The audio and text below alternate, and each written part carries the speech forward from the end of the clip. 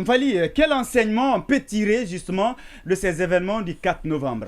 Oui, je crois qu'il y a plusieurs enseignements qu'on peut tirer donc, de ce qui est arrivé hier. Pour des analystes avertis, je pense que c'était quand même prévisible que ça arrive dans prévisible, la mesure... Mfali? Oui, je vais vous expliquer. Oui, d'accord, parce que j'ai vraiment envie de voir les signaux. Oui, parce que oui. Vous savez que même la presse avait mis la puce à l'oreille des autorités. Quand il y a des commandos qui ont fait irruption à la prison de Koya, Ouais, ils sont ouais. venus Et armés, ça fait pas longtemps. voilà, pour faire libérer plusieurs détenus. Du côté de Sigiri, je pense que ça a été la même opération qui a été utilisée, même si par après les autorités sont parvenues à mettre main sur certains.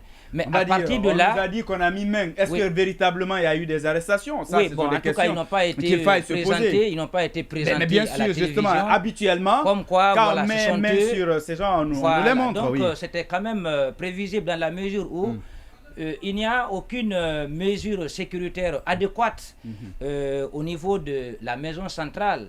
Parce que, imaginez-vous, même si il y a des agents pénitentiaires qui sont à la porte, mais à l'intérieur, je crois qu'il fallait quand même trouver une prison adéquate où les accusés de ce dossier pouvaient y être. Et avant même le jugement, il y avait eu des propositions au temps de Maître Cheikh Sako, lorsque M. Toumba avait été extradé du Sénégal.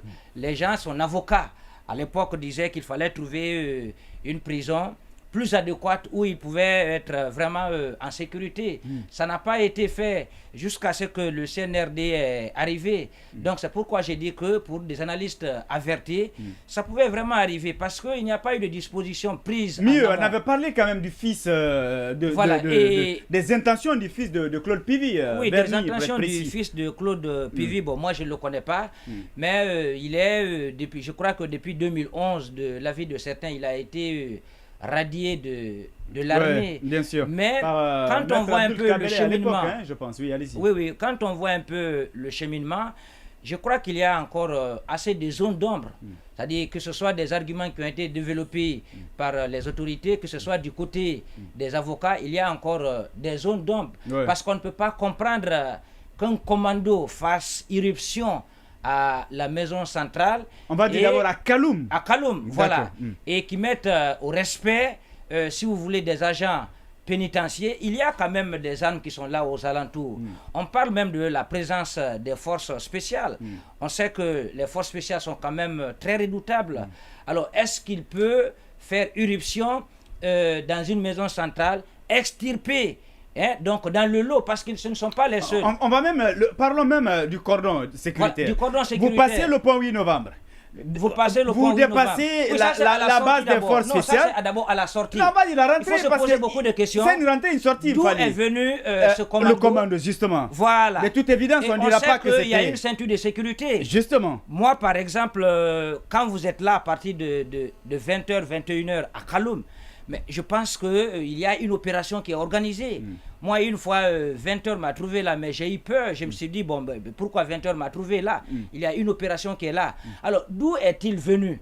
Pour faire irruption d'abord à Kaloum, avant de se diriger vers à la maison centrale.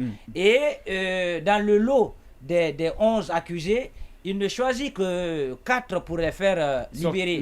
Et ils sortent là, ils traversent, si vous voulez, toute cette ceinture de sécurité à la rentrée de Kaloum. Vous avez des chars qui sont là. Mais bien sûr. Ils quittent jusque-là. Donc, il y a assez d'interrogations. Juste vers Rivera, il y a les forces spéciales. Voilà, il y a assez d'interrogations derrière cette affaire. Donc, je crois que même l'autorité doit encore, puisqu'il y a une enquête qui est enclenchée, certainement, au terme de l'enquête, on saura réellement mais ce qui s'est passé. L'autre enseignement, c'est l'insécurité. Je crois que à ce niveau aussi, il y a eu beaucoup de dénonciations. Même dans cette émission, on a plusieurs fois alerté que jamais l'insécurité n'a galopé qu'au temps du CNRD. Il y a des attaques un peu partout. Alors que moi, je crois qu'aujourd'hui, on pouvait être beaucoup plus en sécurité parce que c'est un régime militaire. Donc on s'est dit qu'on pouvait être à l'abri des attaques et autres, mais c'est le contraire. Donc ça veut dire que au niveau de notre système sécuritaire, il y a des défaillances au niveau de la maison centrale. Donc à ce niveau, les responsabilités peuvent être situées. C'est vrai que on peut dire que le ministre Charles Wright, notamment qui gère mais la de maison passage, centrale. la photo là, j'ai pas. En tout cas, peut-être qu'on va commenter tout à l'heure. Ça fait assez de bruit. Oui, on reviendra là-dessus. Thieboro qui porte deux paires différentes. Je ne sais pas, deux pieds.